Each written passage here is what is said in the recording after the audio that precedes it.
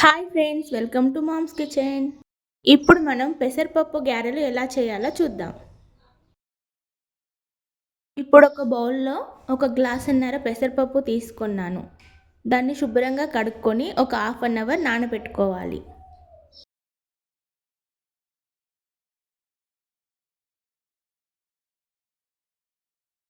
పప్పు నానిన తర్వాత మిక్సీ జార్లో వేసుకొని ఒక 10-15 ఎండుమిర్చి, ఒక వెల్లుల్లిపాయ గడ్డ, కొద్దిగా జీలకర్ర, రుచికి సరిపడిన ఉప్పు వేసుకొని గ్రైండ్ చేసుకోవాలి. ఇప్పుడు దీన్ని ఒక గిన్నెలోకి ట్రాన్స్ఫర్ చేసుకొని కొద్దిగా నేను పప్పు నానబెట్టుకున్నది పక్కన పెట్టుకున్నాను, అది కూడా వేసుకున్నాను. కొత్తిమీర కూడా వేసుకొని బాగా కలుపుకోవాలి. ఇలా పప్పు వేయడం వల్ల తినేటప్పుడు పంటికి తగులుతూ చాలా బాగుంటుంది. ఇప్పుడు స్టవ్ ఆన్ చేసుకొని స్టవ్ పైన ఒక గిన్నె పెట్టుకొని అందులో డీప్ ఫ్రైకి సరిపడా ఆయిల్ వేసుకోవాలి.